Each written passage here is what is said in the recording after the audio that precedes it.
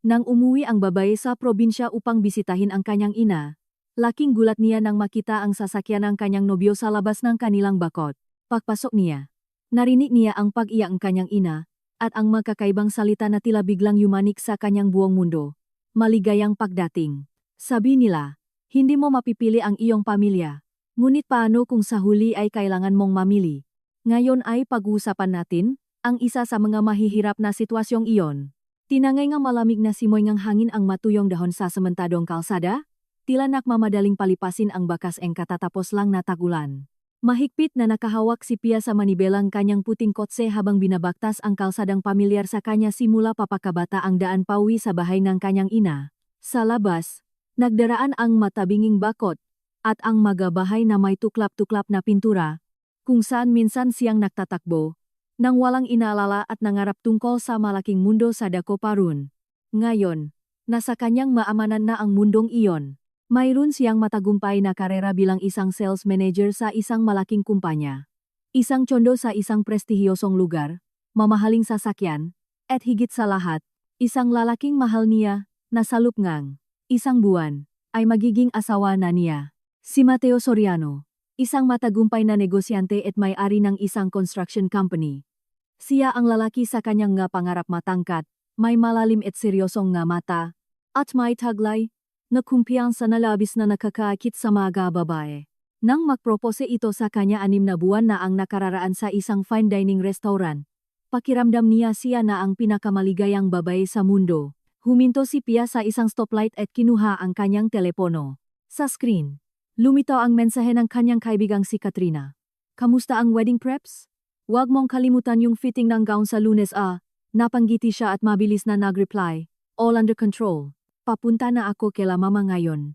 Bukas, formal nang magpapakilala si Mateo sa kanyang ina. Nang maisip niya ang pakikitang ito, bahagya siyang napakunot no. Hindi sa ikinahihiya niya ang kanyang ina. Ngunit si Estrella ay isang simpleng ginang sa probinsya. Nagtatrabaho ito sa isang lokal na kapehan at nakatira sa isang lumang bahay na gumagamit paengkalan de kahoy. Siyempre, sinusuportahan ni Pia ang kanyang ina, nagpapadala siyang pera, mga grocery, at damit, ngunit napakalaki pa rin ng agwat ng kasalukuyan niyang buhay kumpara sa ina. Gayunpaman, hindi kailanman naging isyu iyong kay Mateo. Nang ikuwento niya ang kanyang pinakmulan, niyakap lamang siya nito at sinabing, "Mahal, ikaw ang papakasalan ko, hindi ang background mo." Pero sa sulok ng kanyang isipan, may kaunting kaba pa rin. Matatanggap kaya nito ang kanyang pamilya? Hindi kaya isipin nitong masyadong payak ang babaeng nagluwal sa kanya? Naputol ang kanyang pag-iisip nang tumunog ang telepono. Pangalan ni Mateo ang nasa screen. "Hello, mahal." Mainit at malambing ang boses nito. Gaya ng dati. "Kamusta ang bayahe?" "Ayos naman. Malapit na ako." Sagot ni Pia habang nagmamenor bago lumiko papasok sa kanilang bayan. "At sigurado ka bang hindi ka nagsisisi na bukas pa ako pupunta?" "Siyempre hindi. Gusto ko na talagang makilala ang babaeng nakpalaki sa isang napakagandang anak." Walang bahid ng pagkukunwari sa boses nito, at naramdaman ni Pia na lumambot ang kanyang puso. "Sige, pumunta ka bandang 11:00. Nagluto na si Mamang Suman at bibingka." Natatakot siyang baka gutumin ka raw. Natatawang sabi niya, "Titikman ko yan lahat." Pakisabi sa kanya, "Kinakabahan din akong makilala siya." Kinakabahan din yon. Kahapon, 3 beses tumawag para itanong kung mas gusto mo raw bang suman sa lihiya o suman sa ibos. "Kahit alin dun, paborito ko." "Magiging mayos ang lahat, mahal. Makikita mo." Pagkatapos magpaalam, nagmaneho pa si Pia ng ilang minuto habang nag-isip. Talagang perpektong lalaki si Mateo, maalaga, malambing, at matagumpay. Ang tanging nagpapaisip minsan kay Pia ay ang paminsan-minsang panlalamig ng mamata nito, na tila laging may malalim na iniisip o problemang sinusubukang lutasin. Pero sino ba namang negosyante ang walang problema? Sinalubong siyang bayang pamiyar na amoing binabadyong kape barako at tahong nga asyong kapitbahay. Walang nagbago mula nang huli siyang umuwi 3 buwan na ang nakalilipas. Ang nga dati ring tabinging bakot, ang nga matatandang puno ng mangga sa mga bakuran, at ang nga matatandang babaeng nakatambay sa mga balkonahe na tiyak na pag-usapan ang kanyang pag-uwi hanggang mamayang gabi. Lumiko si Pia sa kanilang kalye at natanaw mula sa malayo ang bahay ng kanyang ina. Malinis ang maliit na bakuran. Namumukatkat pa ang nga huling bulaklak ng bougainvillea. Laging maayos ang ina sa bahay. Ngunit ang nakita niya sa tabingang, bakot ang nagpapreno sa kanya ng biglaan.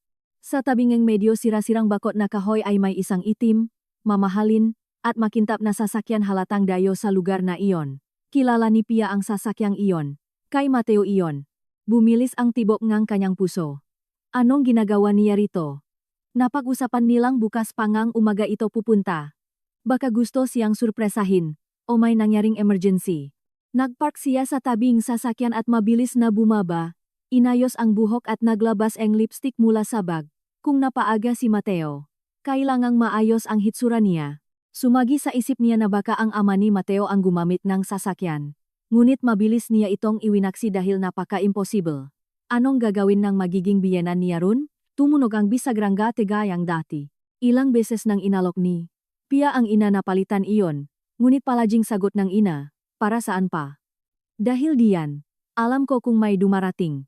Pati ang bakuran ay napakalinis. Nakasalansan ang mapanggatong sa tabing bodega. Namumula ang mga huling kamatis sa gilid. At payapang tumutuka ang mga manok malapit sa kulungan. Nang lumapit si Pia sa balkonahe, napansin niyang nakaawang ang pintuan. Mula sa loob, may naririnig siyang maboses. Akmang sisigaw sana siya nga, "Ma, nandito na ako." Ngunit may pumigil sa kanya. Sa boses ng kanyang ina ay may halong pagikbi. Nanatiling nakatayo si Pia sa hambang pinto at nakini.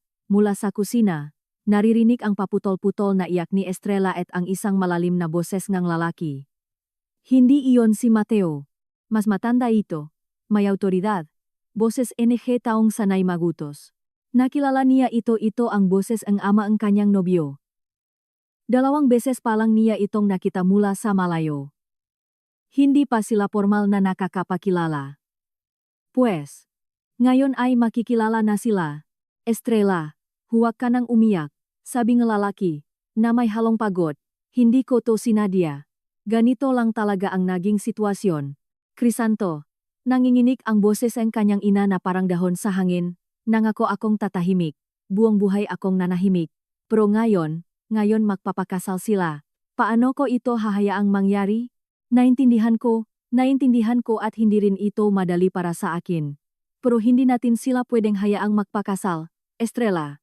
Sila ay. Nabasak ang boses ang lalaki, bago nagpatuloy sa mas mahinang boses ngunit malinaw na malinaw. Magkapatid sila. Tila biglang gumuho ang mundo ni Pia. Nawalan ng saysay ang paligid, at parang hinila ang lupa sa ilalim ng kanyang nga paa.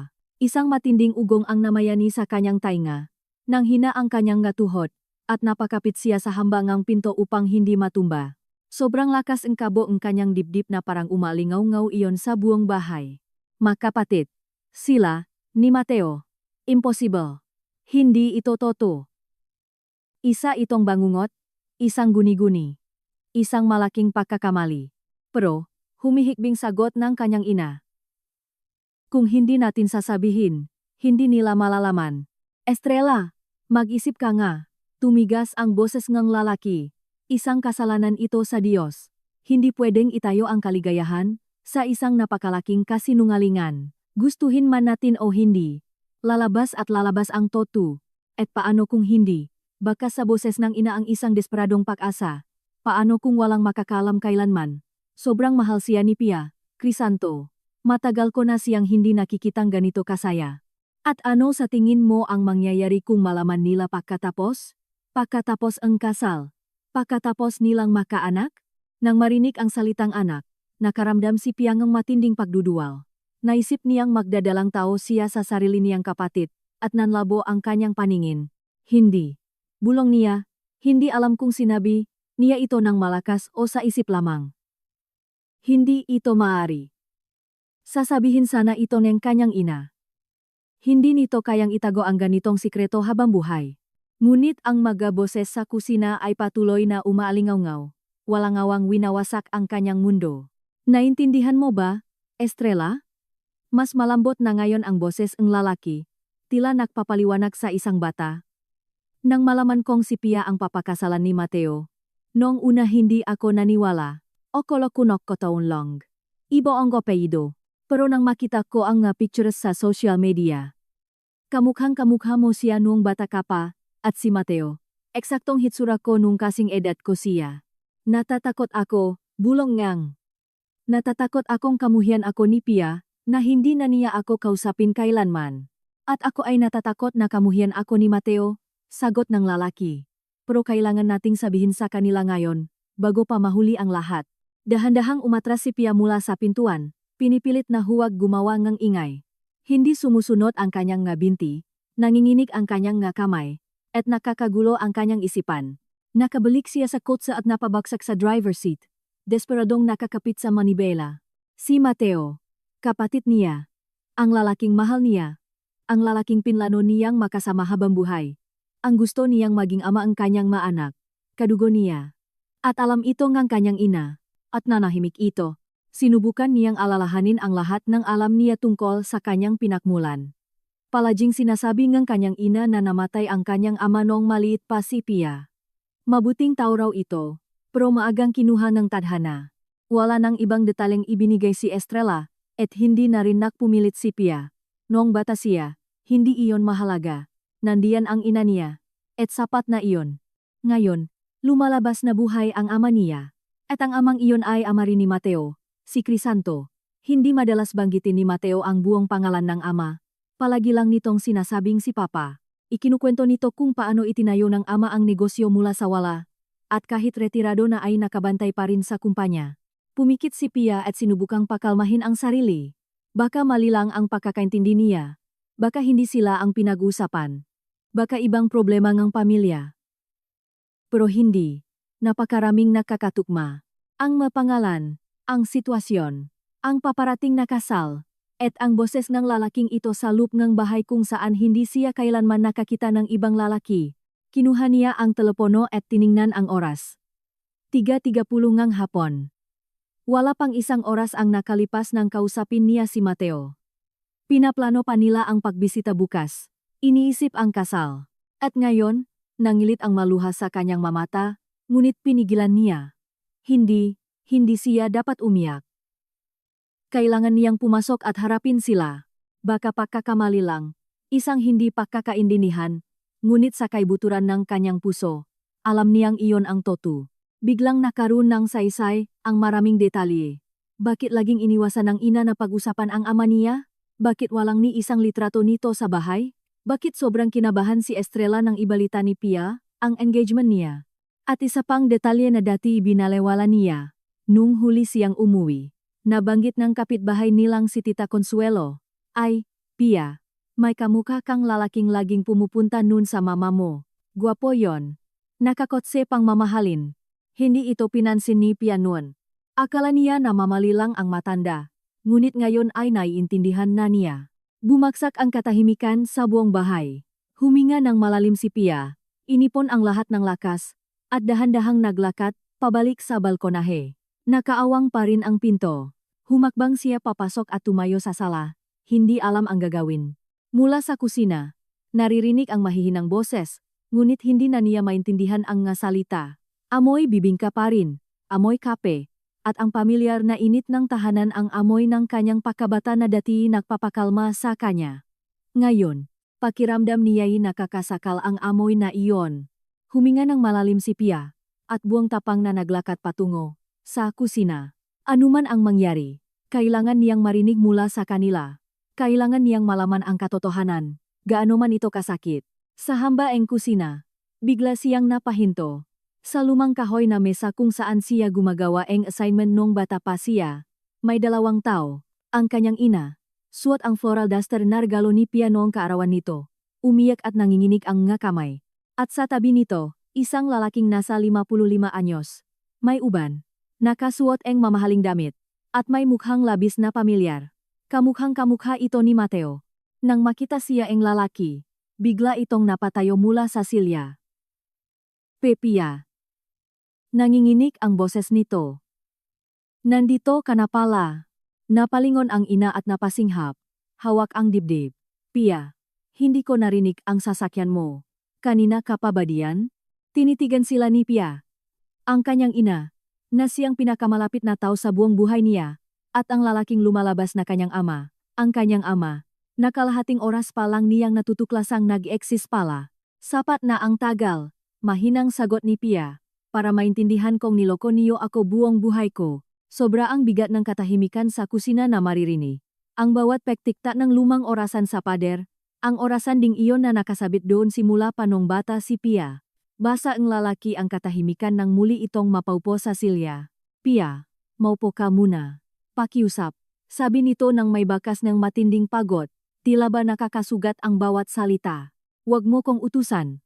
Sumabog si Pia, at tila naging banyaga ang sarili niyang boses sa sobrang talim. Sino ka? Paano mo nalaman ang pangalan ko? At bakit umiyak ang nanay ko? Tumayo si Estrella at inabot ang mga kamay sa anak, ngunit umatras si Pia. Pia, mahal ko, pakiusap, kumalma ka. Ipapaliwanag ko ang lahat. Ipapaliwanag. Naramdaman ni Pia ang isang put na hindi pa niya nararanasan buong buhay niya. 28 taon kang nanahimik. Tapos ngayon mo ipapaliwanag. Pagkatapos kong marinig ng hindi sinasadya na magpapakasal ako sa sarili kong kapatid. Napapitlak ang lalaki na parang sinampal. Narinig mo. Bulong nito. Narinig ko. At gusto kong katotohanan. Ang buong katotohanan. Naintindihan niyo. Umupo si Pia sa silya sa tapat nila at humalukip-kip. Sino po ba kayo talaga? At anong kinalaman niyo sa buhay ko? Huminga ng malalim si Estrella, at pinunasan ang mamata gamit ang pamunas sa kusina. Siya si Crisanto Soriano, mahinang sabi nito. Ang iyong gama. Naiwang nakabitin ang masalita sa hangin, at naramdaman ni Pia na tuluyan nang nawala ang balanseng realidad. Buhay ang ama niya. Ang amang nakaupo sa harap niya, ang amang pinangarap niya noong bata siya, na inisip niyang isang bayaning namatay sa aksidente o sa giyera. Soriano. Mabagal na pag-ulit ni Pia. Ibig sabihin, Totu? Tango ni Crisanto nang hindi makatingin sa kanya. Si Mateo ay yung half-brother. Umikot ang kwarto sa kanyang paningin. Kumapit si Pia sa gilid ng mesa, nararamdaman ang pag-akyat ng sikmura niya. Akala ko patay na ang tatay ko, parang batang sambit niya. Sabi ni Mama, mabuti siyang tao, pero maaga siyang kinuha sa amin. Inisip kong bayani siya. Tapos ikaw, iniwan mo lang kami? Iniangat ni Crisanto ang kanyang paningin at nakita ni Pia ang labis na sakit dito na kahit papaano'y nakpalambot saglit sa kanyang galit. Isang komplikadong kwento. Paus nitong sabi. At hindi ko inaasahang mapapatawad mo ako, pero makinig ka muna, pakiusap. Tumangho si Pia. Hindi na rin nakatitiwala sa sariling boses. Tumayo si Estrella. Binuhay ang coffee maker at nagsimulang maglagay ng mata sa mesa. Sobrang nanginginig ang makamay nito kaya tumutunog ang maplatito. 22 taong gulang ako noon, simula nito nang hindi makatingin kay Pia. Nagtatrabaho sa kapehan, at nakatira sa bahay na to kasama ng lola ko. Maganda ako, aminin ko. Maramang nanlilihaw, pero puro tahar ito. Makasimpleng tao. Husto ko ang naibang buhay. Ang tangha ko noon, inosente. Nakinig lang si Crisanto. Tikom ang bibig. Tila tinatanggap ang bawat salitang isinusumbat sa kanya. Tapos, dumating siya, patuloy ngang ina, itinuro ang lalaki, isang batang negosyante. May magandang kotse, nakaayos. Bumibili siya ng kape para sa negosyo niya. Guwapo, mayaman, at napansin niya ako. Sa isip ni Pia, nagumpisang mabuo ang isang nakaraang hindi niya nakita. Isang batang ina na nangarap ng magandang buhay. Isang dayong nakatawang tao bilang sagot sa lahat ng pangarap nito. Lagi siyang nagpupunta. Humina ang boses ni Estrella. Laging may rason tungkol sa supply ng kape. Pero alam kong hindi lang tungkol doon. Nakikita kami. Kinukwentuhan niya ako tungkol sa siyudad, sa mga plano niya. Pinangakuan niyang isasama niya ako. At naniwala ka naman. Mapait na sabi ni Pia. Naniwala ako. Paano akong hindi maniniwala kung ganon na lang ang gusto ko sa buhay? Binibigyan niya akong regalo. Puro matatamis na salita. At ako, probinsya ng inosente. Akala ko pag-ibig na yon panghabang buhay. Sa wakas, nagsalita si Crisanto. Estrella, huwag mong sisihin ang sarili mo. Ako ang tanga dun. Bata, ambisyoso, pera at tagumpay lang ang nasa isip. Tapos, anong nangyari? Tanong ni Pia. Kahit alam na niya ang sagot. Ibinaba ni Estrella ang pitsel sa mesa at umupo. Nalaman kong buntis ako. Sobrang saya ko. Naisip ko, ngayon, papakasalan na niya ako. Pumunta ako sa Maynila ng masayang-masaya. Tiwalang-tiwalang yayayain na niya akong magpakasal. Nagiba ang tonong kanyang ina. Naging malamig ito. At alam ni Pia na ito na ang pinakamasakit na bahagi. At siya, lumunok ang ina, sabi niya, papakasalan daw niya ang anak ng partner niya sa negosyo dahil mahalaga iyon sa kumpanya niya. Isang pagkakamali lang daw ang nangyari sa amin. Lalo pang yumuko si Crisanto. Nag-alok ako ng pera, mahinang sabi nito. Para ipalaglag, o para itaguyod ang bata kung itutuloy niya. Akala ko madadala sa pera ang lahat, at ako naman ay ma-pride. Patuloy ni Estrella. Sabi ko wala akong kailangan sa kanya, at kaya ko siyang palakihing mag-isa. At yon ang ginawa ko. Tiningnan sila ni Pia, nakararamdam ng buhawi ng emosyon. Awa para sa inang naniwala sa isang kwentong bayan na nagtapos sa panloloko. Galit para sa amang mas pinili ang yaman kaysa sa pag-ibig. At kasabay nito, isang kakaibang pag-unawa. Pareho silang bata noon. Si Crisanto ay ambisyoso. Si Estrella ay simpleng probinsyana. Siguro sa kanilang murang isipan, tama ang ginawa nila. Pero bakit kayo nagsinungaling sa akin? Tanong ni Pia. Bakit niyo sinabing patay na ang tatay ko? Ano bang dapat kong sabihin sa isang bata? Pinunasan ni Estrella ang kanyang mamata. Na itinakwil tayo ang tatay mo? Nawala siyang paki sa atin. Mas mabuti nang isipin mong mabuting tao siya at namatay lang. Kaya nanahimik ako habang buhay. Para saan pa kung huhukayin ang nakaraan? Lumalaki ka. Nag-aral. At naging matagumpay ka. Anong silbi? Bumaling si Pia kay Crisanto. At kayo? Alam niyong may anak kayo. Ni minsan hindi niyo man lang sinubukang makita ako. Nag-angat ng tingin ang lalaki at nakita ni Pia ang matinding hirap sa mga mata nito na nagpanginig sa kanyang puso. Sinubukan ko. Mahinang sabi nito. Maraming beses. Pero napakatigas ng nanay mo. Sabi niya kapag nagpakita ako, lalayo siya dalaka, kahit saan. Wala akong karapatang sirain ang mundo mo, pero may karapatan kayong itago ang katotohanan hanggang ngayon. Naging bakal ang boses ni Pia. Hanggang sa muntik na akong magpakasal sa sarili kong kapatid, hindi namin alam. Bulalas ni Estrella. Nang sabihin mong si Mateo Soriano ang papakasalan mo, akala ko nakataon lang. Karaniwang apelido ang Soriano, pero nang makita ko ang picture sa social media. Dagdag ni Crisanto. At alam na ba ang anak niyo tungkol sa akin? O mas tamang sabihin, nag-alangan si Pia. Nalaman niya lang kamakailan. Nakakita siya nga lumang dokumento, masulat. Nagumpisa siyang magtanong. Wala akong nagawa kundi umamin. Sinubukang isipin ni Pia kung ano ang naramdaman ni Mateo nang malaman ito. Gulat. Pandidiri, sakit. Siguro pareho lang nang nararamdaman niya ngayon. At anong sinabi niya? Wala. Nanahimik siya ng 3 araw. Pagkatapos, idineklara niyang papakasalan ka pa rin niya kahit anong mangyari. Pakiramdam ni Pia, ay nawalan siyang hininga. Alam ni Mateo na makapatid sila, at gusto pa rin siyang pakasalan. Impossible. Kadiri. Baliw siya. Bulong niya. O kaya sobrang mahal ka lang, sabi ni Crisanto. Pinilit ko siyang kausapin, ipaliwanag na mali ito, pero hindi siya nakikinig. Kaya-kadyo nagpunta dito, kay mama. Oh, gusto kong makausap si Estrella, para pag-usapan kung paano namin sasabihin sa inyo ang totoo. Tumayo si Pia at naglakad papunta sa bintana. Nagsisimula ng dumilim sa labas. Paisa-isang sumisindi ang mga madilaw na ilaw ng poste.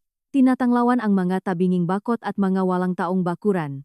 Ang mundo sa labas ay mukhang pareho pa rin. Ngunit para sa kanya, nagbago na ang lahat magpakailanman. Buong buhay ko, pinangarap kong makilala ang tatay ko. Sabi niya nang hindi lumilingon. Inisip ko kung paano kami makikita, kung paano niya ikukwento ang sarili niya, ang pagmamahal niya kay mama. Akala ko isa siyang bayaning namatay para protektahan kami. Yun pala isa lang siyang duwak na pinili ang pera kaysa sa pamilya. Pia, nanginginig ang boses ni Crisanto. Alam kong wala akong karapatang humingi ng tawad, pero maniwala ka, walang araw na hindi ko kayo inisip ng nanay mo. Sinubaybayan ko ang buhay mo mula sa malayo. Ipinagdiwang ko ang matagumpay mo. Sinubaybayan. Mabilis siyang lumingon. Paano? Sa mga kakilala. Sa social media. Alam kong nakagraduate kang may honors, na nasa magandang kumpanya ka. I'm proud of you. Huwag kayong maglakasloob na maging proud sa akin. Sumabog si Pia. Wala kayong karapatan. Lahat ng narating ko, Pinahirapan ko. Pinalaki akong nonoy ko mogisyo, nagdudoble koyot para mapag-aral ako. Habang kayo, nagpapalaking negosyo at nagpapalakingan. Ibang anak, Pia, tama na.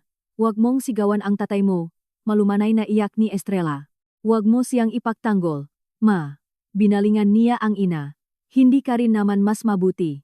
Nagsinungaling ka sa akin buong buhay ko. Alam mo ba kung ilang beses akong nangarap makatatay? Ilang beses akong nagtanong tapos puro ka paligoy-ligoy.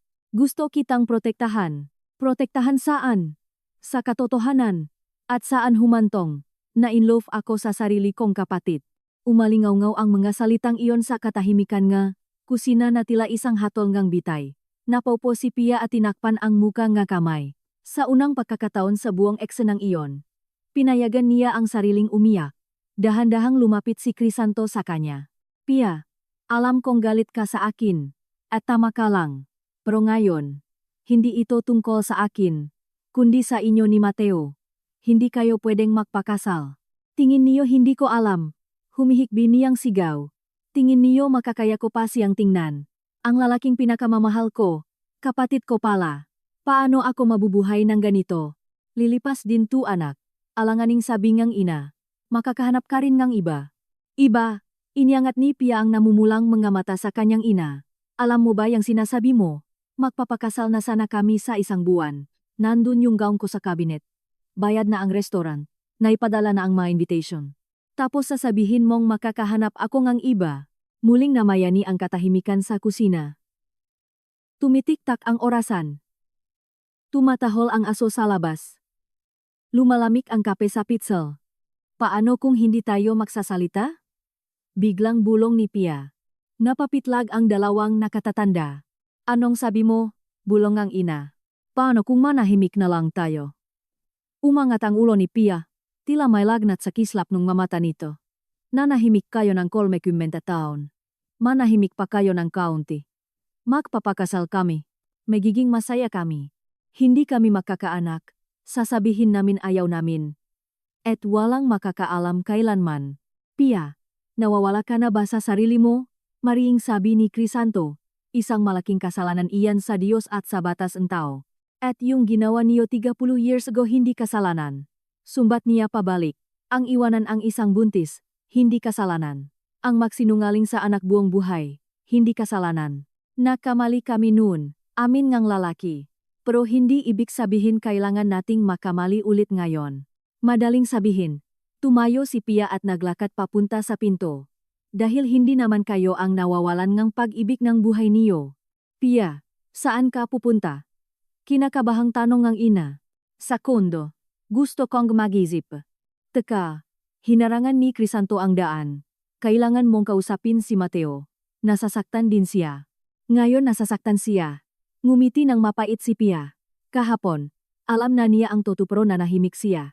Plano niya akong pakasalan ng alam niyang kapatid niya ako. Anong klaseng lalaki siya? Mahal ka niya. Tumahimik kayo. Sigaw ni Pia. Tumahimik kayong lahat.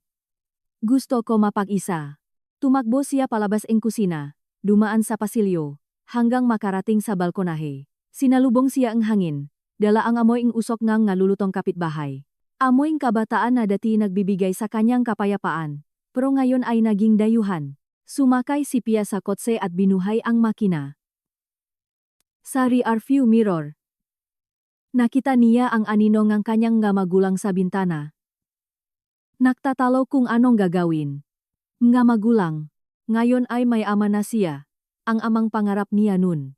Pero hindi pala ito bayani. Kundi isang ordinaryong lalaking punong pagkakamali. At mayroon din siyang kapatid ang lalaking minahal, niya bilang isang asawa.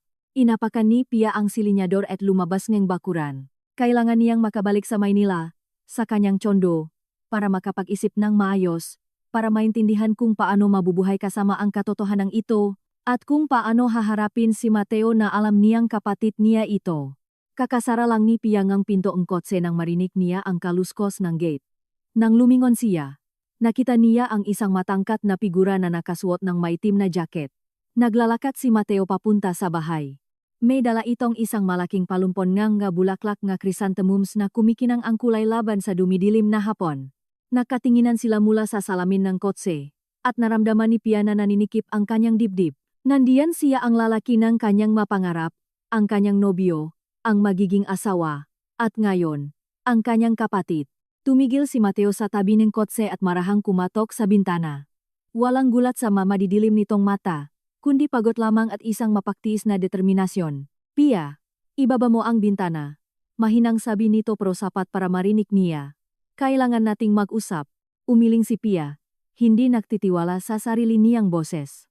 Paano niya ito kakausapin? Paano niya ito titignan sa mata ngayong alam na niya?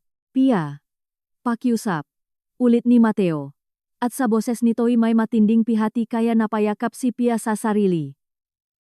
Alam kong nalaman mo na. Kaya ako nandito. Dahan-dahan. Pilit na ibinaba ni Pia ang bintana. Paano mo nalaman? Paus niyang tanong. Tumawak si Papa. Sabi niya, narinig mo daw nang hindi sinasadya ang pag-usap nila. Yumuko si Mateo sa tabing kotse para makapantay ang kanilang ngamuha. Kitang-kita ni Pia ang bawat detalye nga mukhang mahal na mahal niya ang matangos na ilong, ang matipunong panga, ang nga madilim na matang iyon na bumihag sa kanya mula pa nung unang araw. Bakit ka nanahimik? Bulong niya. Isang buwan mo nang alam, pero nanahimik ka. Papakasalan mo sana ako nang alam mong kapatid mo ako. Dahil mahal kita. Simpleng sagot nito, higit pa sa buhay ko, higit pa sa anumang batas at pamantayan.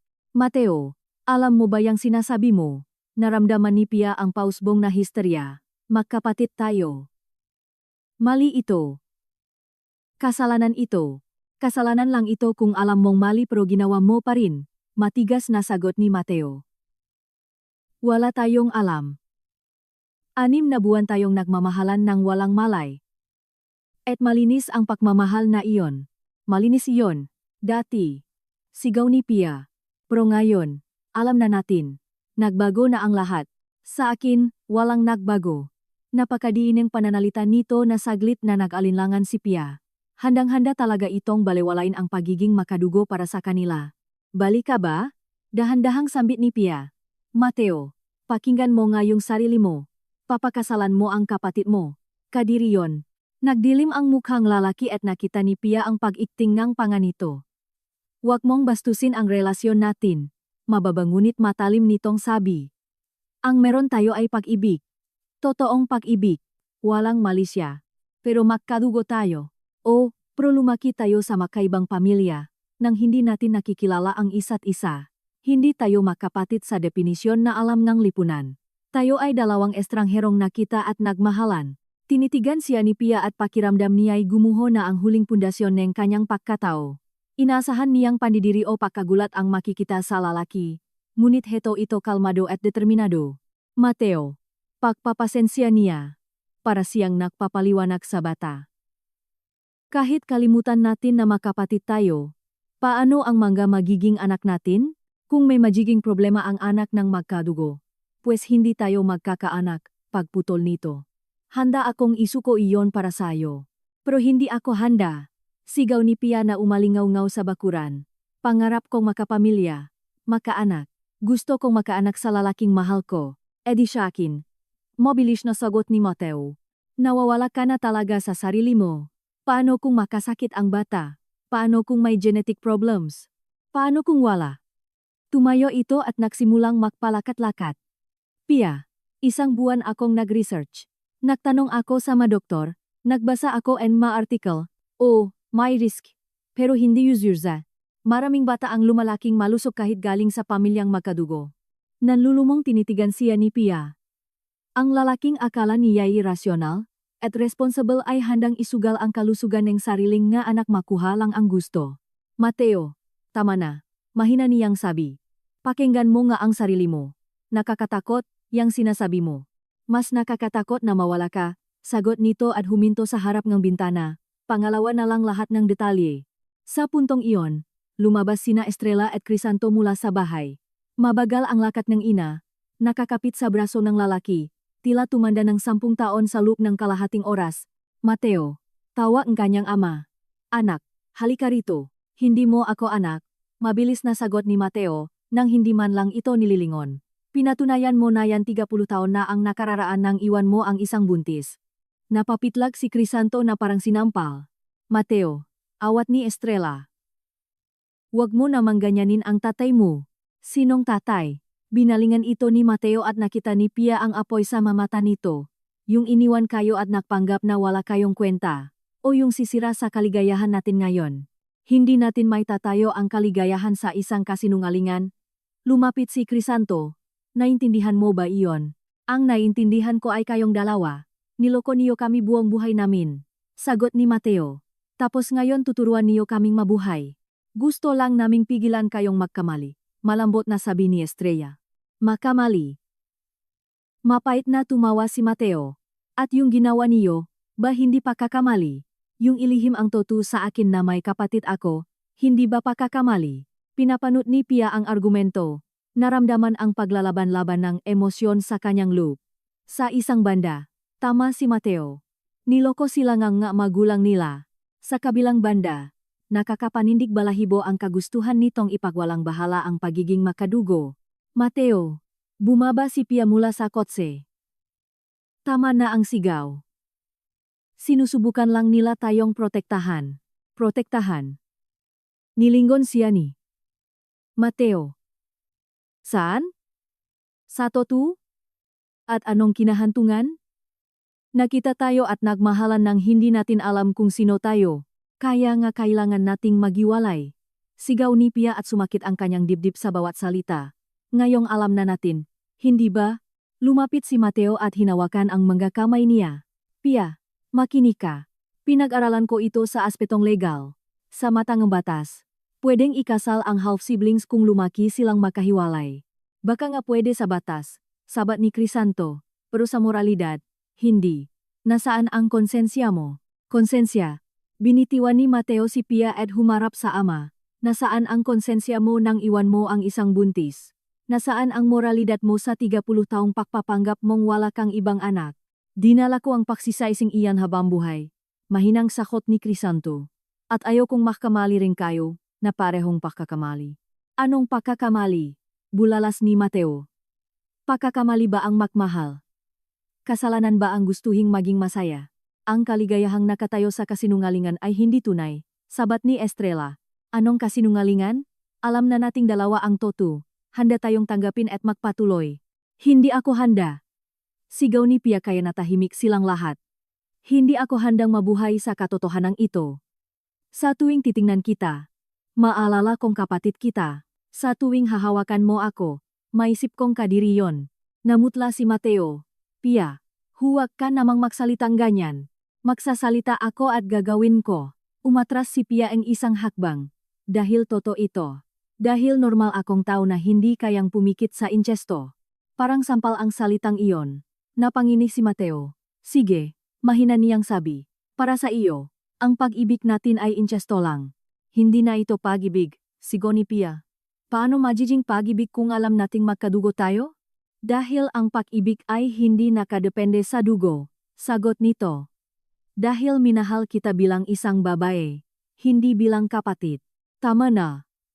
Tinakpan ni Pia ang kanyang matainga. Ayoko nang makinig. Sa katahimikan, tanging hangin lang ang naririnig na nakpapakpag sa masangangang mangga. Sa malayo ay may tumataho na aso at mula sa kapitbahay ay may tunong ng telebisyon. Lumapit si Mateo at marahang hinawakan ang balikat ni Pia. Pia. Mahina niyang sabi. Tingnan mo ako. Iniangat niya ang kanyang mamatang punong luha. Mahal kita. Patuloy nito. Mahal ko ang ngiti mo, ang pagtawa mo, kung paano ka sumimangot pag galit ka. Mahal ko lahat sayo, ang kabaitan mo, ang lakas mo, ang pagkapasaway mo. Mahal ko ang bawat bahagi mo, bawat isip mo. At hindi iyan magbabago dahil lang sa nalaman natin ang totu sa ating mga magulang. Pero para sa akin, nagbago ang lahat, bulong ni Pia. Lahat ay nagbago. Kung ganun, bigyan mo ako ang pagkakataon para patunayang walang nagbago. Hinawakan nito ang mukha niya. Bigyan natin ng oras ang sarili natin na masanay sa bagong realidad. Mateo, tama na. Sabat ni Crisanto. Tingnan mo kung paano siya nasasaktan. At hindi ba ako nasasaktan? Humarap si Mateo sa ama. Nalaman ko ring kapatid ko ang papakasalan ko, pero hindi ko isusuko ang pag-ibig ko nang dahil dun. Anak, huwag mo akong tawaging anak. Sumabog si Mateo.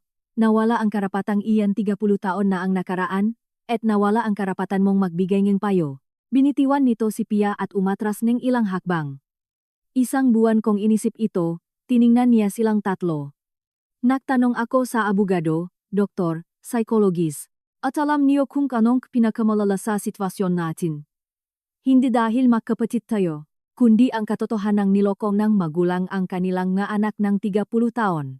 Gusto lang namin kayong protektahan, sabi ni Estrella. Saan? Sa paggawa ang sarili naming desisyon. Ngumiti ng mapait si Mateo. Kung alam namin agad. Hindi kami may in love. O baka naging malapit kami bilang makapatid. Pero ngayon, huminto siya at tumingin kay Pia.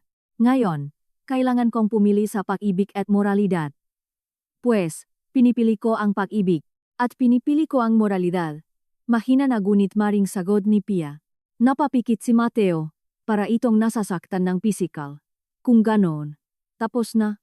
Oh, nanginginig ang boses ni Pia. Tapos na. Natahimik silang lahat.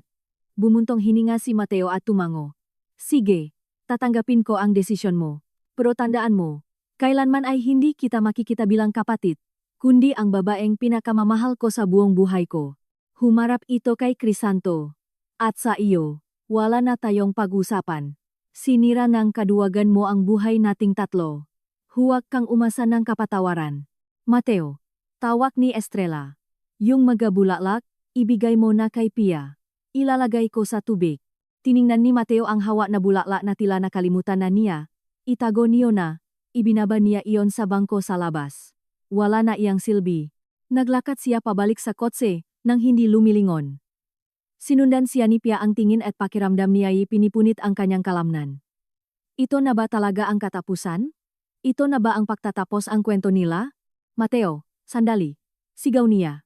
Huminto ito sa tabi ng kotse ngunit hindi luminghon. Ano? Mahinang tanong nito. Ako. Hindi ko alam anong sasabihin ko. Hindi ko gustong magtapos sa ganito. Ako rin. Sagot nito. Pero heto na tayo. Pumasok ito at umalis. Pinanut ni Pia kung paano lamunin ngang dilim ang sasakyan. Kasabay ngang pagkawalang ang kanyang kaligayahan. Anak, yaya ng ina, pumasok na tayo, malamig. Ngunit nanatili si Pia sa gitna ng bakuran. Nakatingin sa kung saan naglaho si Mateo. Ang lalaking kaninang umaga ay nobyo niya. At ngayon ay naging kapatid niya. Ang pinakamasakit pa ron, naintindihan niya ito sa kaibuturan ng kanyang puso. Naintindihan niya ang pagtanggi nitong isuko ang pag-ibig. Naintindihan niya ang galit nito sa mamagulang na nagsinungaling sa kanila habang buhay. Pero ang umunawa ay hindi nangangahulugan ng pagtanggap. Hindi niya pwedeng traidorin ang sarili, ang kanyang nga prinsipyo, ang boses ng kanyang konsensya. Kahit paalang-alang sa pag-ibig, ang daan pabalik sa kanyang tsondo ay tila walang katapusan. Nakakasilaw ang nga ilaw nga kasalubong na sasakyan. At sa kanyang isipan ay paulit-ulit na umikot ang parehong nga pag-isip na parang sirang plaka. Magkapatid kami. Kapatid ko si Mateo. Tapos na ang lahat. Ilang beses siyang muntikang gumilit sa kalsada dahil nanginginig ang kanyang nga kamay at nilalabo ng luha ang kanyang paningin. Nang makarating siya sa kanyang tsondo, lakpas hating gabi na. Sinalubong siyang lobi nga pamilyar na amoy nga chlorine at ingay ngang elevator ma pangkaraniwang tunong ngang isang pangkaraniwang buhay na ngayon ay tila napakalayo at hindi totoo. Sa loob ng kanyang unit, amoy pa rin ang kanyang paboritong pabango at kape. Kaninang umaga, nagmamadali siyang umalis papuntang trabaho nang walang kamalay-malay na pagsapit ng gabi ay guguho ang kanyang mundo. Sa mali na mesa ay nakapatong ang wedding catalogs na tiningnan nila ni Katrina noong nakaraang linggo. Ang wedding gown ng iyong pangarap. Nakasulat sa pabalat. Buong lakas na inihagis ni Pia ang cataloge sa isang sulok. Walang tigil sa pagtunog ang kanyang telepono. Tumawag na sina Katrina, mga katrabaho, at kahit ang kanyang ina ngang ilang beses. Ngunit hindi sumagot si Pia. Anong sasabihin niya? Paano niya ipapaliwanag na kanselado ang kasal dahil lumabas na kapatid niya ang lalaking pakakasalan niya? Pumasok siya sa kwarto at huminto sa harap ng kabinet. Nakasabit doon ang puting gown na may las sa manggas at mahabang buntot. Isinukat pa lang ito ni Pia isang linggo ang nakalipas at pakiramdam niya ay isa siyang prinsesa. Magugustuhan ito ni Mateo. Isip niya nun habang umikot sa harap ng salamin. Ngayon, ang damit na iyon ay tila isang malaking panunuya ng tadhana. Hinablot niya ito mula sa hanger at inihagis sa kama. Ang puting seda ay kumalat sa kumot na parang ulap. Umupo siya sa tabi nito at hinaplos ang tela. Napakaganda, napakamahal. At ngayon ay napakawalang silbi. Bakit? Bulong niya sa walang lamang kwarto. Bakit sa akin pa? Ngunit nanatiling tahimik ang kwarto. At walang sinumang sasagot. Ang nga sumunod na araw ay lumipas na tila nasa loop ngang isang hamog. Nagfile si Pia ngang si Cliff sa trabaho, idinahilan ang matinding sipon. Nanatili siya sa kama. Nakatitig sa kisame. Sinusubukang intindihin kung paano magpapatuloy. Tumatawag ang nga kaibigan, ngunit hindi siya sumasagot. Pumunta ang kanyang ina, ngunit hindi niya binuksan ang pinto. Kailangan niya nga oras para tanggapin ang nangyari. Sa ikatlong araw, sa wakas ay nagdesisyon siyang lumabas ng bahay. Kailangan niyang pumunta sa isang DNA testing center. Nagpaskedule siya para sa isang DNA test. Kahit na parang kahangalan, kahit na malinaw, na ang lahat, kailangan niya ng dokumentadong patunay. Isang bahagi ng kanyang sarili ang patuloy na umaasang may pagkakamali. Ang testing center ay nasa isang modernong gusali na gawa sa salamin at semento. Puting mapader, amoy ng ospital, at malumanay na musika sa mapasilyo. Ang lahat ay nagbibigay ngang, pakiramdam ngang, malamig na siyensya.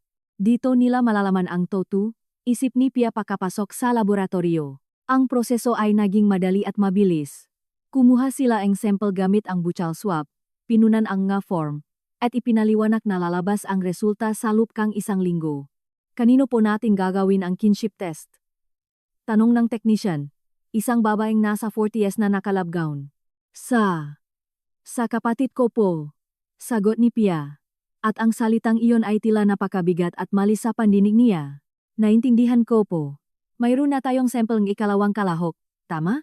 Siya na po ang personal na pupunta rito. Sige po. Heto po ang resibo ninyo. Maaari ninyong makuha ang resulta sa Biyernes ng hapon. Lumabas si Pia mula sa center at umupo sa isang bangko sa maliit na parke sa tapat. Umiikot ang ngatuyong dahon sa hangin at ang ilang mga naglalakat ay nagmamadali, nakabalot sa kanilang nga jacket. Ang pangkaraniwang buhay ngang. Isang pangkaraniwang siyudad na may mga pangkaraniwang problema. At siya, kasama ang ganitong klaseng kwento. Tumunog ang telepono. Sa screen, lumitaw ang pangalang Mateo. Matagal itong tinitigan ni Pia. Nagdadalawang isip kung sasagutin. Anong kailangan niya? Ano pa ba ang pag-usapan nila pagkatapos ng lahat? Sa huli, sinagot niya. Hello, maingat niyang bati. Pia. Ang boses ni Mateo ay pagod. Kamusta ka? Masama. Anong inaasahan mo? Masama rin ako. Pia, may kailangan akong sabihing importante. Ano pa? Naramdaman niyang nanigas ang buong katawan niya. Ano pang nga sikreto? Nakpa-DNA test din ako kaninang umaga. May pakasa ako. Umaasa pa rin ako. Nagulat si Pia. Para saan? Malinaw na ang lahat. Gusto kong dokumentadong patunay. Huminto ito saglit. May iba pa. Ano? Nag-request ako ng mas malawak na test. Hindi lang patunay kung makapatid tayo, kundi pati test ko sa tatay ko. Sa tatay mo, hindi maintindihan ni Pia. Kung anak niya ako, baka hindi lahat. Ay, kasing simple ngang, inaakala natin. Makahulugang sabi ni Mateo. Makinig ka. Kailangan nating makita. Kailangan kitang makausap. Hindi pa ako handang makita ka. Pia, pakiusap. Importante ito. At hindi lang ito tungkol sa atin. May kung ano sa boses nito na nakpaalerto sa kanya. Anong sinasabi mo? Hindi sa telepono. Makita tayo sa cafe. Yung unang pinakitaan natin. Natatandaan mo? Siyempre natatandaan niya. Ang maliit at maliwalas na cafe. Kung saan 6 na buwan na ang nakalipas ay naganap ang kanilang unang pakikita. Noon, ang lahat ay napakasimpel at malinaw, isang lalaki at isang babae na nagkagustuhan. Sige, laba sa loop niyang pakpaya. Sa loop ng isang oras. Sinalubong siyang cafe ang mga pamilyar na amoy kape at bagong lutong pastry. Ang parehong mainit na interior. Ang parehong nga lamesa malapit sa bintana. Naghihintay na si Mateo sa paborito nilang pwesto sa sulok. Mukha itong pagod at tumanda. Tila ba lumipas ang ilang taon sa loop lamang ng ilang araw. Hey, sabi nito. Tumayo nang makita siya. Hay, sagot ni Pia, at umupo sa tapat niya. Anong gusto mong pag-usapan? Nag-order si Mateo ng kape para sa kanila at nanahimik saglit. Pinaglalaruan ang isang tissue. Napansin ni Pia na hindi nito alam kung paano mag-umpisa. Natatandaan mo nung sinabi ko sa'yo na nalaman ko ang totoo mula sa mga dokumento ng pamilya? Simula nito sa wakas. Oh, ayan. Hindi ko naikwento sa iyo ang lahat. Pagkatapos ang pag-usap namin ni Papa, nag-umpisa akong makalkalpa sa mga gamit sa bahay at may nakita akong napaka-interesante. Kumuha si Mateo ang ilang nakatuping papel mula sa bulsa ang kanyang jacket. Mga sulat ito ang nanay ko para sa kaibigan niya.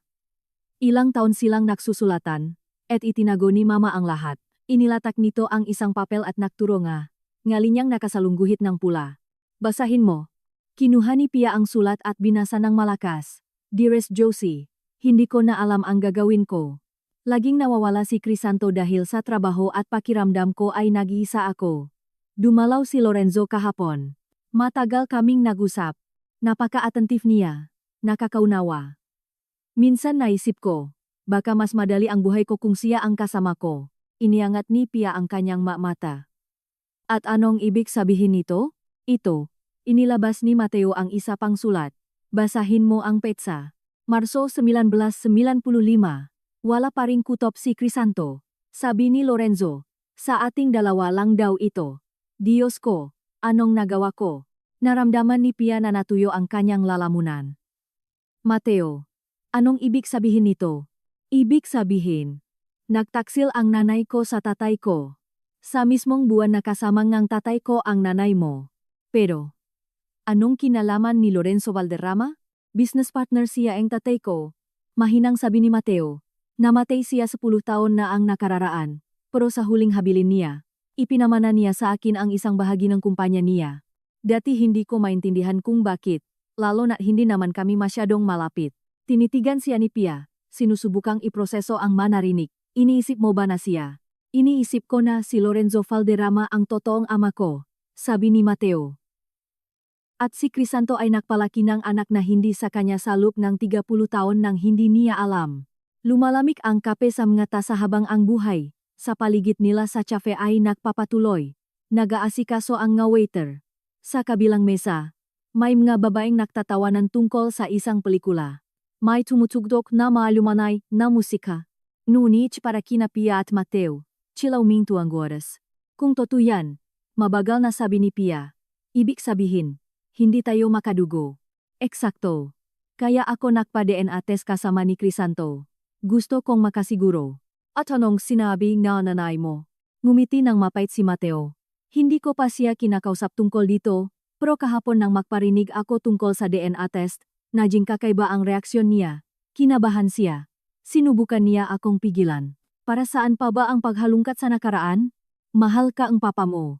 Anong pakialam kung anong dugo ang nananalaytay sa'yo maganyang salita, halos pare-pareho. At alam mo ba kung anong pinaka-interesante? Nang diretsahan kong tanungin siya tungkol kay Lorenzo Valderrama, namutla siya at lumabas ng kwarto. Uminom si Pia nga malamig na kape, sinusubukang ayusin ang kanyang isipan. Ibig bang sabihin, may mga sikreto rin sa pamilya ni Mateo? Ibig bang sabihin, 30 taong itinago ni Celia Soriano ang kanyang pagtataksil? Pero kahit totoo pa yan, sabi ni Pia, hindi mababago niyan ang nga nangyari sa atin. Hindi pa rin tayo pwedeng makasama pagkatapos ng lahat ng nalaman natin. Bakit hindi? Sumandal si Mateo palapit sa lamesa. Pia, kung hindi tayo magkadugo, anong problema? Ang problema ay hindi ko na alam kung sino ka. Sumabog si Pia. Kalahating taon na ang nakalipas, isa ka lang lalaking minahal ko. Tapos lumabas na kapatid kita. Ngayon naman, lumalabas na baka hindi. Ilan pang sikreto? Ilan pang kasinungalingan? Hindi ako nagsinungaling sayo. Ang mamagulang natin ang nagsinungaling. Lahat sila, pati nanay mo, lumalabas na sa parehong pamilya natin. Ang Matao ay naglolokohan sa buong buhay nila. Sumandal si Mateo sa kanyang upuan. Sama mata nito, nakita ni Pia ang sakit at pagod.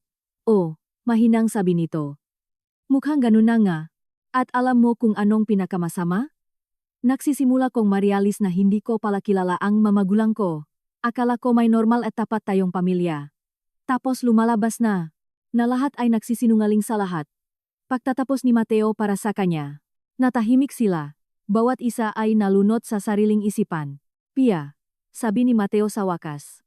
Paano kung magumpisa tayong muli? Paano? Kalimutan natin ang mga magulang natin. Ang kanilang mga sikreto at panloloko. Isipin natin na ngayon lang tayo nakita sa unang pagkakataon. Ikaw si Pia, sales manager. Ako si Mateo, may-ari ng construction company. Walang kwento ang pamilya. Walang sikreto mula sa nakaraan. Tiningnan siya ni Pia at naramdaman ang pagyanik ng kanyang dibdib. Gustong-gusto niyang maniwala na possible iyon. Gustong-gusto niyang bumalik sa simple at malinaw na relasyong mayroon sila dati. Impossible. Malungkot niyang sabi. Hindi mo pwedeng kalimutan ang nga bagay na alam mo na. At kahit sabihin pa ang test na hindi tayo makadugo, mananatili ang peklat. Palaging nandun ang alaala na sa loob ng ilang araw. Inisip nating makapatid tayo. Pero pwede nating subukan. Hindi, Mateo. Tumayo si Pia. Pasensya na. Pero hindi pa ako handa. Kailangan ko ang oras para maintindihan kung sino ako at kung sino ka. Sobrang daming kasinungalingan. Sobrang daming sakit. Paano kung patunayan ng test na hindi tayo makadugo? Desperadong tanong ni Mateo. Kung ganun, tingnan natin. Pero kailangan muna nating malaman ang totoo. Ang buong katotohanan, nang walang itinatago.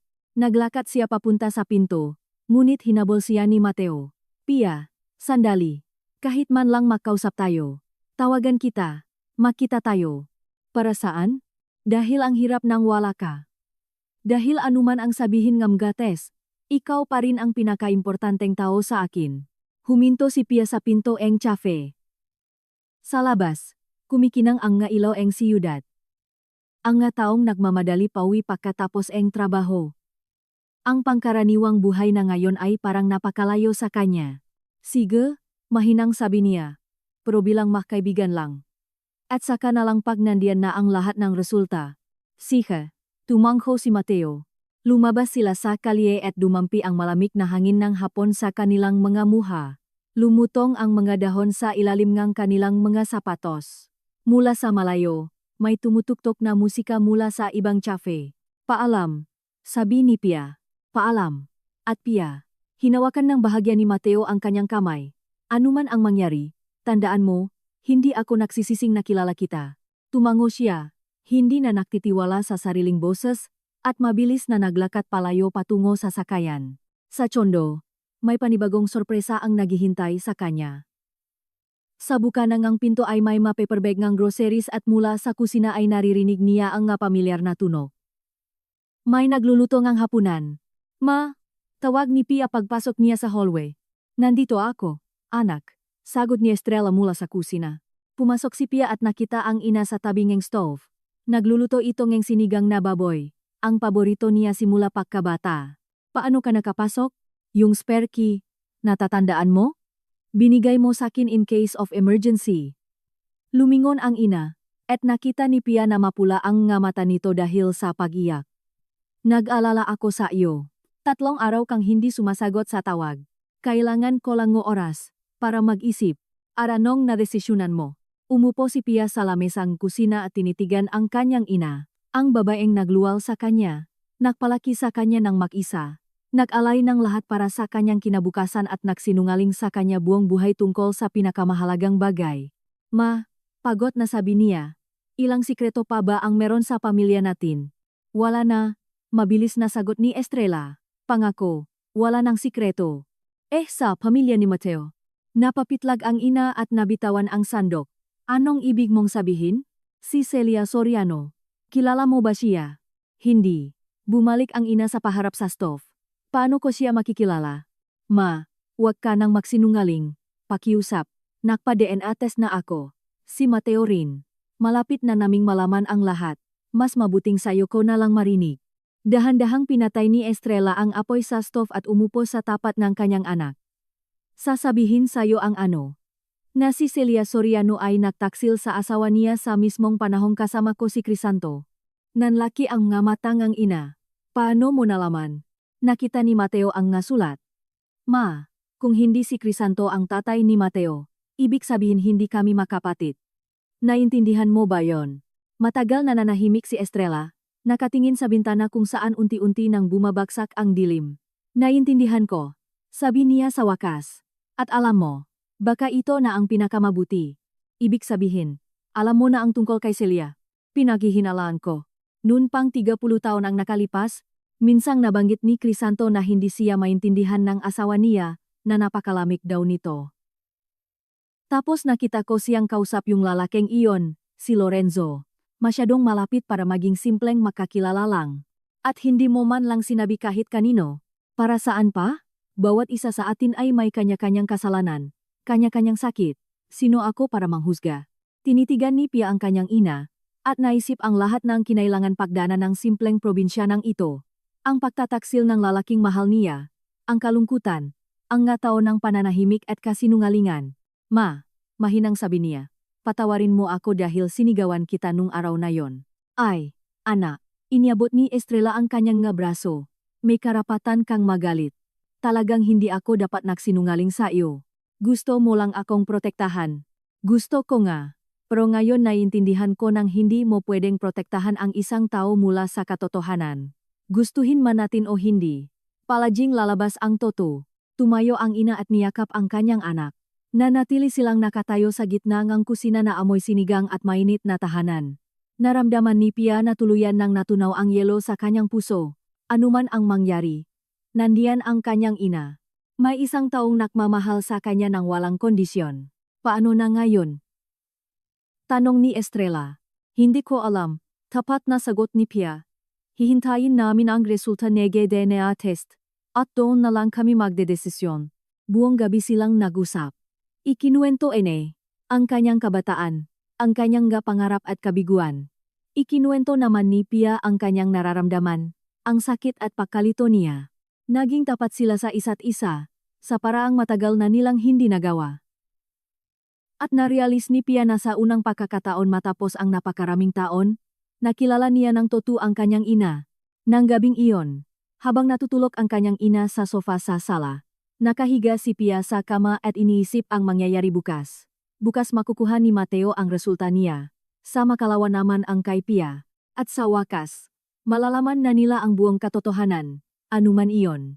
Nakabitin ang kamay ni Mateo sa tapat ng pintuan ng bahay ng kanyang magulang. Pawis na pawis ang kanyang palat. Nasa bulsa ng kanyang jacket ang sobre ng DNA test results. Mga numero at medikal na terminolohiyang may isang ibig sabihin. Hindi si Crisanto Soriano ang kanyang biological na ama. Ang probability of paternity ay 0%. Nagdoorbell siya at narinig ang pamilyar na mga yabag sa likod ng pinto.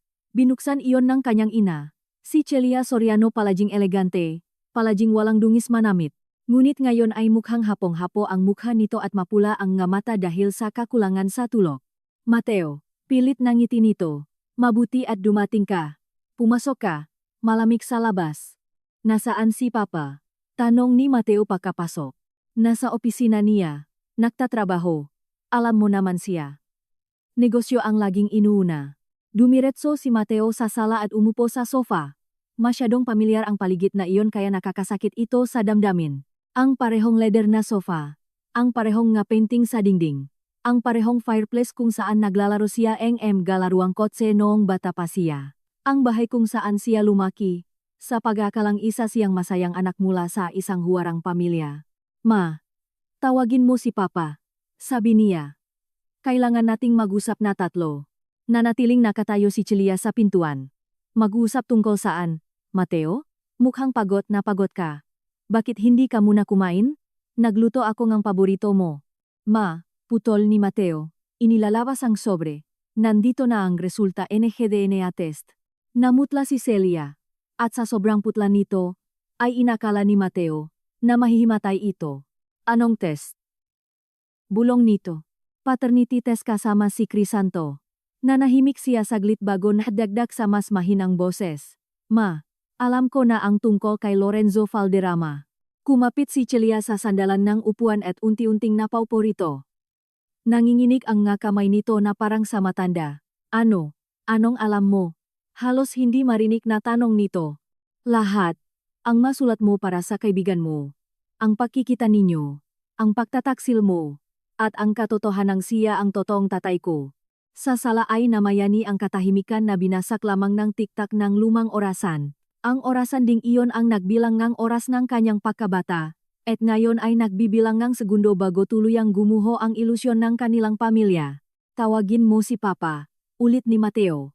Kailangan niyang malaman ang totoo. Mateo, anak, nanginginig ang boses ni Celia. Huwag mong gawin ito. Nagmamakaawa ako. Sobra na ang pinagdaanan ng papa mo nitong manakaraang araw. Bakit mo pa siya bibigyan ng dagdag na sakit? Dahil ang kasinungalingan ay nagdudulot ng mas matinding sakit. Matigas na sagot ni Mateo. Natutunan ko, yan the hard way. Sa mismong sandaling iyon, pumasok si Crisanto sa sala, nakasuot ng bathrobe at may hawak na kape. Nandito pala ang anak ko, nakangiti nitong sabi. Mabuti. Kamusta ka na? Kamusta si Pia?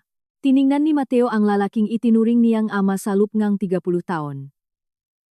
Puti na ang buhok nito, pagod ang mamata, at mas halata ang mga wrinkles ngayon. Kaya ba talaga niyang saktan ang taong ito? Papa, sabi niya, at parang naging banyaga ang salitang iyon sa kanya. Umupo po muna kayo. May kailangan akong sabihin. Seryoso ba yan? Naging alerto si Crisanto at umupo sa paborito niyang upuan. Seryosong seryoso. Inilabas ni Mateo ang mga papel mula sa sobre. Nagpa-DNA test ako. Paternity test nating dalawa. Nagbago ang hitsura ni Crisanto. Nawala ang ngiti. Sumingkit ang mga mata nito. Para saan? Mahinang tanong nito. Para malaman ang totoo. Tumayo si Mateo at inabot sa kanya ang nga papel. At alam mo ba kung anong lumabas?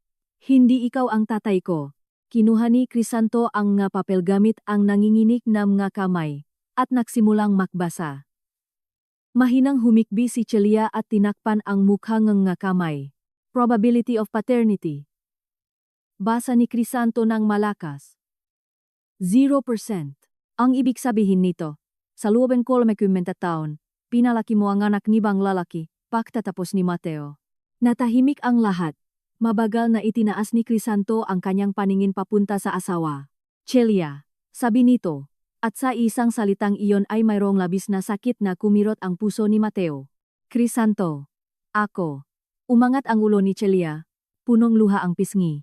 Hindi ko ginusto ito. Nangyari lang. Kanino? Malamig na tanong ni Crisanto. Ang boses ay tila nagmumula sa ilalim ng lupa. Kay Lorenzo, bulong nito. Kay Lorenzo Valderrama. Lorenzo, napasandal ng husto si Crisanto sa upuan, parang binigyan ng mabigat na suntok. Ang partner ko. Kaibigan ko, alam ba niya? Oh, alam niya. Tango ni Celia. Napagdesisyonan naming huwag sabihin sa kahit kanino. Sobrang saya mo noong nabuntis ako. Sobrang excited ka sa bata. Inisip namin na, mas mabuti nang maging tanga ako habang buhay. Putol ni Crisanto. Tiningnan ni Mateo ang eksena at nakaramdam siya ng makahalong awa at galit. Awa sa lalaking nalaman ang pagtataksil makalipas ang 30 taon. At galit sa kanyang ina na itinago iyon ng napakatagal. Ikawento mo. Utos niya kay Celia. Ikawento mo mula sa umpisa. Pinunasan ni Celia ang maluha at humingang malalim. 20 taong gulang ako nang magpakasal ako sa papa mo. Umpisa niya kay Mateo. Mas matanda siya sa akin. Matagumpay. Guwapo. Inisip kong siya na ang pag-ibig ng buhay ko. At anong nangyari? Malamig na tanong ni Crisanto. Ang nangyari, laging wala ka dahil sa trabaho mula umaga hanggang gabi. Pinalaki mo ang negosyo mo. Nakikipag-meeting ka sa mga partner mo. Nagsasarang ang kontrata. At naiwan ako dito sa bahay mag-isa. Parang nakakulong sa isang ginintuang hawla. Nagtatrabaho ako para sa atin, para sa pamilya natin. Alam ko, tango ni Celia. At hindi kita sinisisi. Pero nalulungkot ako. Crisanto. Sobrang lungkot ko. At si Lorenzo. Attentive siya. Pumupunta siya pag wala ka. May dalang bulaklak. Nakukwento ngang nakakatawa. Marunong makinig. Nakinig si Mateo sa kwento ang kanyang ina at naisip ang batang asawa ang isang sikat na negosyante. Na nakaramdam ang pag-isa at kawalan ang halaga. Marami na siyang narinig na ganitong kwento sa mga kakilala. Ilang kasal ba ang nasira dahil lang sa mismong dahilan na ito? Pag-isa sa loob ng pamilya. Kaya nahanap ka ngalinga sa mga braso ng kaibigan ko. Mapait na sabi ni Crisanto. Hindi ko ginustong gawin yon. Umiyak na sagot ni Celia. Nangyari na lang. Isang gabi, dumalaw siya. Umiyak ako sa kalungkutan. Niyakap niya ako para patahanin, at napunta kayo sa kama. Duktong ni Mateo. Mateo, sawayin kanyang ina. Bakit, Mateo? Hindi ba yun ang nangyari? Tumayo ito at nagsimulang magpalakat-lakat sa sala. Ma, niloko mo ang asawa mo kasama ang partner niya, at 30 taon kang nagsinungaling sa aming lahat. Pati sa akin. Hindi ako nagsinungaling sa iyo. Nagsinungaling ka. Sa tuwing sinasabi mo sa akin, tanungin mo si Papa o, kamukhang-kamukha mo ang tatay mo, nagsisinungaling ka. Nanatiling tahimik si Crisanto, nakatitik sa kawalan. Tapos ay dahan-dahan itong tumayo at lumapit sa bintana. Ibig sabihin pala, buong panahong ito, mahinang sabi nito, nung nagiging proud ako sa mga achievements mo, nung pinapayuhan kita tungkol sa buhay. Buong panahon pala ay wala akong kadugo na pinalalaki. Hindi. Mabilis na humarap sa kanya si Mateo. Huwag mong sabihin yan. Pero yun ang totoo. Hindi yun ang totoo. Lumapit si Mateo kay Crisanto at hinawakan ito sa balikat. Papa, makinig ka sa akin. Oh, sa dugo. Hindi ikaw ang tatay ko. Pero ikaw ang nakpalaki sa akin. Ikaw ang nagturo sa akin magbasa. Kalaro ko sa basketball, nahatid sa akin sa school. Ikaw yung naging proud kapag matataas ang grades ko. At malungkot kapag bumabagsak ako. Kapag may problema ako. Ikaw ang nagko-comfort sa akin. Nung nakamali ako nung kabataan ko, pinatawad mo ako. Hindi ba iyon ang ibig sabihin ng pagiging isang ama? Lumingon si Crisanto at nakita ni Mateo ang ngaluha sa mga mata nito. Mateo, galit ako kay mama dahil nagsinungaling siya sa atin. Pero hindi ako galit sa iyo. At hindi ko gustong mawala ka sa buhay ko dahil lang sa kung anong dugong nananalaytay sa ugat mo.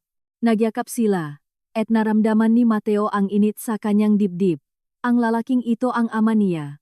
Sa pinaka-importanteng definisyon ng salitang iyon. Walang kinalaman ang biology. Patawarin niyo ako, mahinang iyak ni Celia. Patawarin niyo ako pareho. Wala akong intensyong saktan kayo. Pero ginawa mo pa rin. Sagot ni Crisanto nang hindi siya tinitingnan. Sinaktan mo kami ng sobra. Alam ko. At handa akong tanggapin ang parusa ko. Anong parusa? Tanong ni Mateo. Annulment. Kung gustong papa mo, maintindihan ko at hindi ako pipigil. Matagal na hindi nagsalita si Crisanto, nakatingin lamang sa bintana kung saan nakukulay dilaw na ang nga dahon. 30 taon, Celia. Sabi niya sa wakas, 30 taon tayong nagsama. Sa tingin mo ba handa akong itapon lahat ng iyon dahil lang sa isang pagkakamali sa kabataan mo? Hindi iyon pagkakamali, sagot ng asawa. Pagtataksil iyon. Pagtataksil noong 30 years ago. At pagkatapos, ano, naging mabuti ka bang asawa? Inalagaan mo ba ako? Minahal mo ba ako? Oh, minahal kita. Mahal kita. Sa kabilang lahat. Kung ganun, ano pang problema? Lumingon ito kay Celia. Oh, nakamali ka nung bata ka pa. Pero naging perpekto ba akong asawa? Hindi ba nawala rin ako sa trabaho? Hindi ba naiwan kitang mag-isa? Crisanto, hindi mo kasalanan na nagtaksil ako. At hindi mo kasalanan na naging masama akong asawa nun. Pareho tayong naging bata at tanga. At pareho tayong nakamali. Nakinig si Mateo sa usapang iyon at naisip kung gaano kakomplikado ang relasyon ng Matao. Walang itim o puti. Puro shades of gray lang. Nagtaksil ang kanyang ina. Ngunit naging tapat na asawa sa sumunod na 30 taon. Ang kanyang ama ay laging wala nun. Ngunit naging perpektong tatay sa kanya. Bawat isa sa kanila ay may pasanin at responsibilidad sa nangyari. Ibig sabihin ba, magiging pamilya pa rin tayo? May pek-asang tanong ni Celia. O, tango ni Crisanto. Pero may isang kondisyon. Ano iyon? Wala ng sikreto. Kailanman. Pangako, sabi ni Celia. At may ganun katinding gaan sa boses nito kaya napangiti nang wala sa oras si Mateo. At ngayon, sabi ni Mateo, inilalabas ang telepono. Kailangan kong tawagan si Pia. Nasa bahay si Pia kasama ang kanyang ina, nagtitingin ng lumang litrato, nang tumuno ang kanyang telepono. Lumitaw ang pangalang Mateo sa screen. Tiningnan siya ni Estrella, na tila nagtatanong. Siya to, sabi ni Pia. Sigurado akong ginandiyan na ang resulta. Sagutin mo na, tangoen ni Ina. Hello, bati ni Pia. Mabilis ang tibok mo puso. Pia, may balita ako. Ang boses ni Mateo ay kakaiba pagod pero may matinding gaan ng loop. Pwede ba tayong makita? Anong balita? Naramdaman niyang muling nanigas ang kanyang katawan. Hindi sa telepono. Punta ka sa cafe kung saan tayo huling nakita. O kaya, pupunta ako diyan sa inyo. Hindi, ako na ang pupunta diyan in an hour. Sige. At yuminto si Pia. Dali mo yung resulta ni test mo. Chingging ko kailangan na chingyang. Pagkababa niya ang telepono. Nagtanong ang kanyang ina. Anong sabi niya? Walang konkreto. Pero sa boses niya, parang may nagbago. Para sa ikabubuti o ikasasama. Hindi ko alam. Ma. Makikita natin. Sinalubong si Piang kafe gamit ang parehong kusina interior at amoy kape. Nakaupo si Mateo sa paborito nilang mesa, ngunit mukha itong ibang-iba kaysa noong nakaraang pagkikita nila. Hindi na tense, hindi na mukhang nawawala tila ba naalis ang isang napakabigat na pabigat sa kanyang mga balikat. Tumayo si Mateo pagkakita sa kanya. Umupo si Pia sa tapat niya. Ano? Kwento mo na. Nag-order si Mateo ng kape at naglabas ng pamilyar na sobre. Hindi tayo magkadugo, diretsong sabi nito. Naramdaman ni Pia na umiikot ang mundo niya. Ano? Paanong hindi tayo magkadugo? Hindi si Crisanto ang biological dad ko. Lumalabas na nagtaksi lang nanay ko nung 30 years ago sa partner ni Papa, si Lorenzo Valderrama. Siya ang totoong tatay ko. Pero namatay siya. 10 taon na ang nakararaan. Pero bago siya mamatay, nag-iwan siyang bahagi ang negosyo niya sa akin sa testamento niya. Ngayon naiintindihan ko na kung bakit. Nanahimik si Pia, sinusubukang iproseso ang mga narinig. Totoo ba na ganon lang kasimple yon? Totoo bang pwede na silang makasama? At yung mga parents mo? Tanong ni Pia. Sila pa rin ba? Nagdesisyon si Papa si Crisanto na patawarin si Mama. Sabi niya, ang 30 taon ng pagsasama sa kasal ay mas mahalaga kaysa sa isang pagkakamali sa nakaraan. At ikaw, anong tingin mo doon? Nakibit balikat si Mateo. Galit ako kay Mama dahil nagsinungaling siya. Pero naiintindihan kong bata pa siya at nalulungkot. At si Crisanto, para sa akin, siya pa rin ang tatay ko, higit pa sa sinasabing ang DNA. Tumango si Pia. Naintindihan niya ang nararamdaman nito. Pinagdaanan din niya iyon sa sarili niyang ina. At ano na ngayon? Mahina niyang tanong. Sumandal si Mateo palapit sa mesa at hinawakan ang kanyang nga kamay. Pwede na tayong makasama, Pia. Wala nang hadlang. Mateo. Simula ni Pia. Pero pinutol siya nito. Pia, alam ko kung anong sasabihin mo. Na masyadong maraming nangyari, na kailangan mo ngang oras, na nasira ang tiwala. At tama ka. Pero bigyan mo ako ngang pagkakataon para mag-umpisa ulit. Hindi na parang ngayon lang tayo nakakilala. Kundi parang nakita tayong muli. Alam na ang buong katotohanan. Lahat ng totoo.